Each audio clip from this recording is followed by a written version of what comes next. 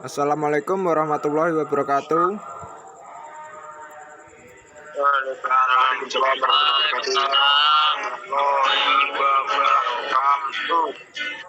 Ya, baik, terima kasih untuk pelajaran kita untuk hari ini.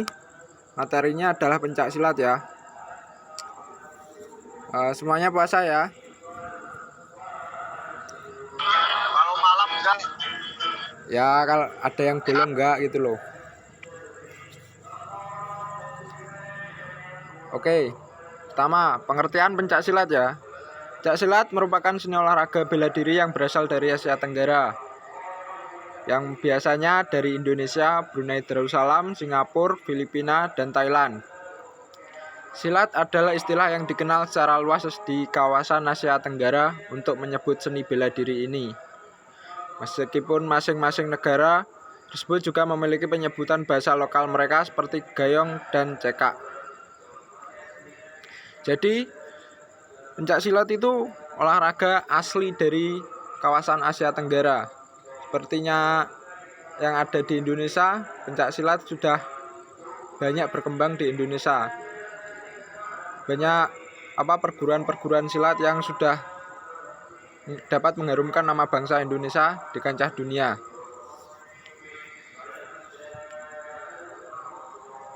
Silat sendiri adalah gerakan bela diri tingkat tinggi yang disertai dengan perasaan sehingga merupakan penguasaan gerak efektif dan terkendali serta sering dipergunakan dalam latihan sabung atau pertandingan. Pencak silat adalah sebagai fitrah manusia untuk membela diri dan sebagai unsur yang menghubungkan gerakan dan pikiran olah gerak pikir. Jadi tujuan pencak silat itu sendiri adalah penguasaan gerak ya, yang efektif dan terkendali, yang biasanya digunakan dalam membela diri atau saat bertanding atau saat latihan, yang dimana di dalam pencak silat itu sendiri kita harus lebih mengutamakan gerak yang efektif serta terkendali. Pencak silat sendiri pertama kali ditemukan di Riau pada zaman Kerajaan Sriwijaya pada abad ke-7, kemudian menyebar ke Semenanjung, Malaka, dan Pulau Jawa. Lalu pada abad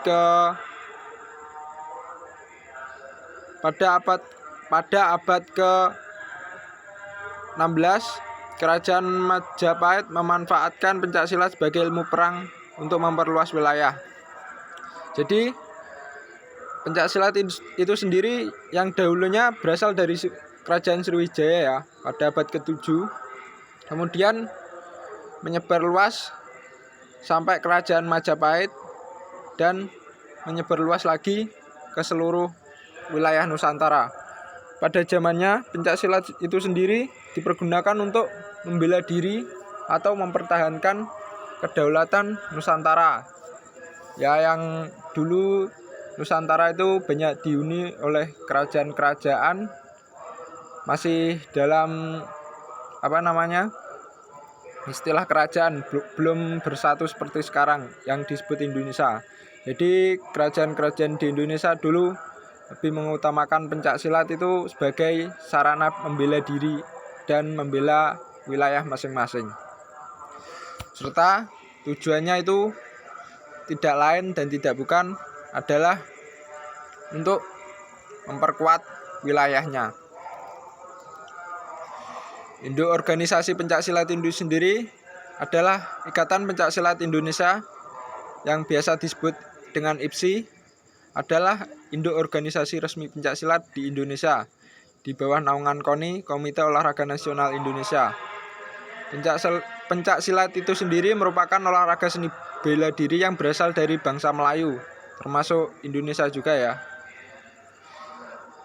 Jumlah perguruan pencak silat di Indonesia juga sangat banyak.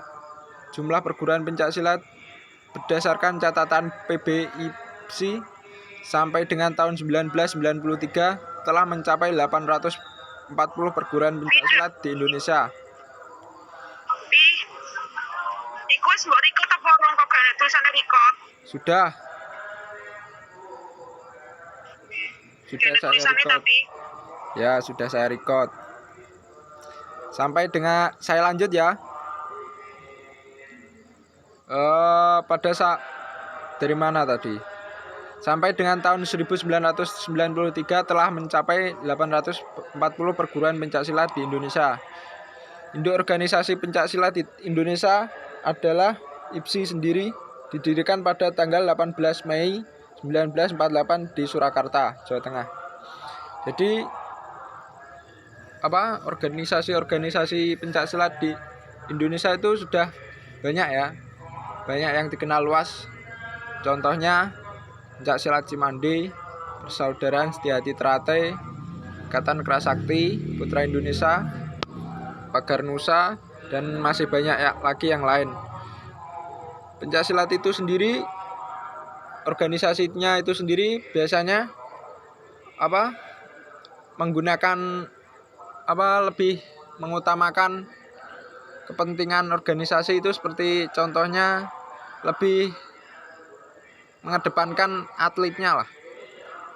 Jadi atletnya itu sendiri biasanya dilatih atau digembleng untuk menjadi atlet Indonesia. Banyak atlet-atlet Indonesia yang dari perguruan-perguruan asli Indonesia yang dapat mengharumkan nama bangsa Indonesia.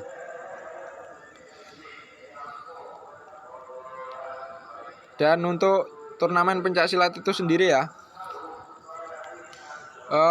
ukuran lapangan pencaksilat berbentuk persegi dengan luas total 10 meter x 10 meter.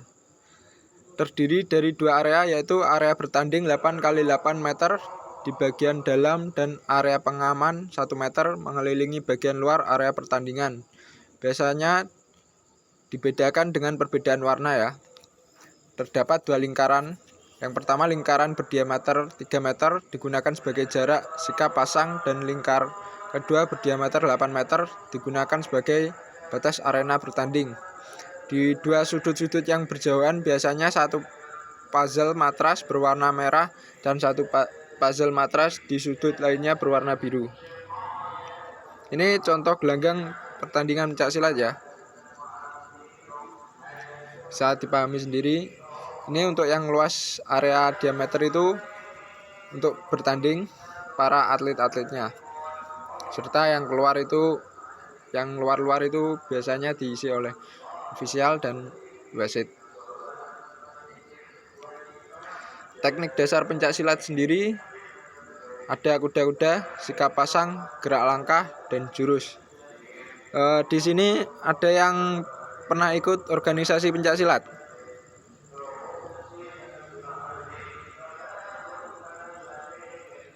Halo? Belum, Pak. Oh ya. Ya, yang pertama kuda-kuda ya. Kuda-kuda adalah sikap dimana kita tujuannya agar posisi kita tidak mudah jatuh atau dijatuhkan lawan. Dengan posisi kaki dibuka selebar bahu, dengan badan agak sedikit didorong ke belakang ke bawah, dengan sikap tegak.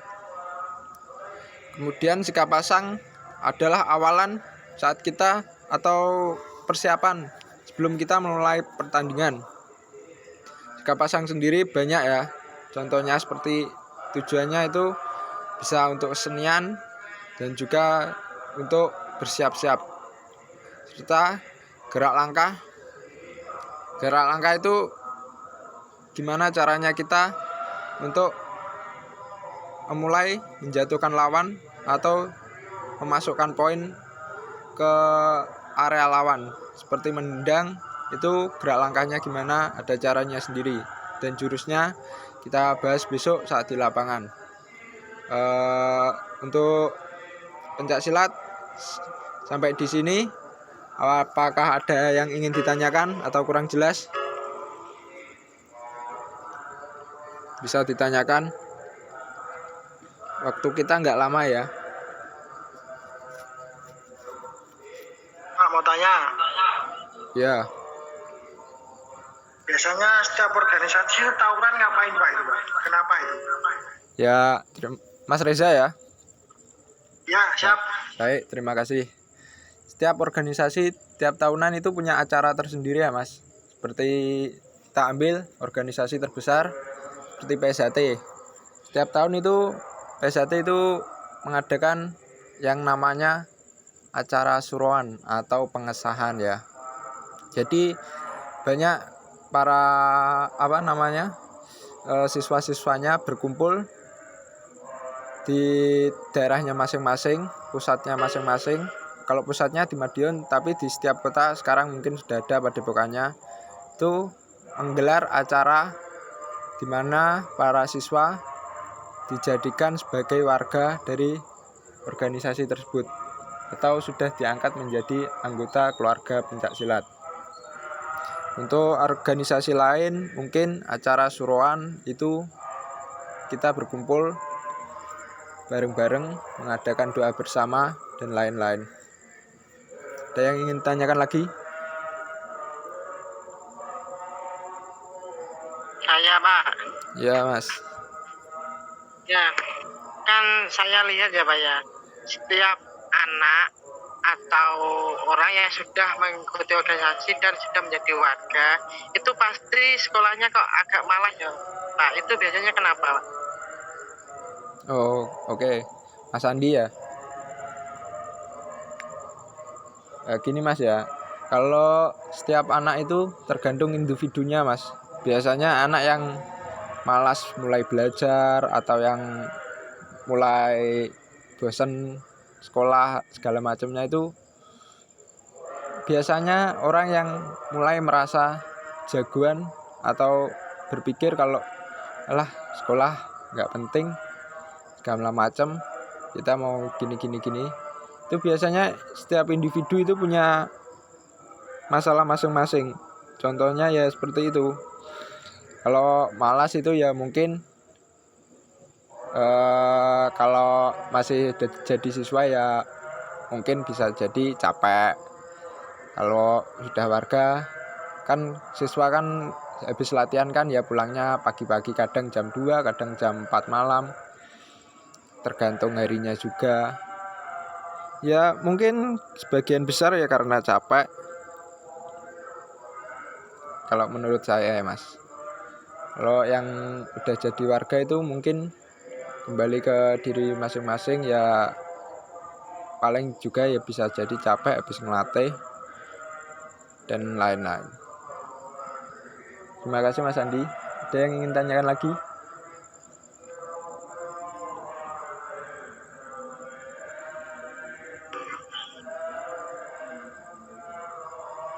Ada yang ingin ditanyakan lagi? Tanya Pak, kalau setiap perguruan itu pengesahannya apa tiap tahun atau berbeda-beda? Ini Mas Theo. Iya. Ini Mas ya. Baik. Setiap perguruan itu punya tradisi sendiri-sendiri, nggak sama ya. Mungkin kalau di PSHT 1 tahun sekali, terus di Pagar Nusa pun juga sama 1 tahun sekali. Mungkin ada yang dari Kerasakti lebih pendek lagi, berapa bulan sekali saya lupa. Terus di perguruan Esa tapi yang bukan PSHT itu Zawinongo mungkin beberapa minggu sekali. Jadi setiap organisasi pencak silat itu mempunyai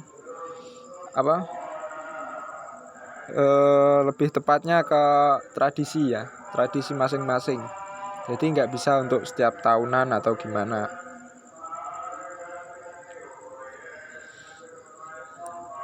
Ada yang ingin tanyakan lagi?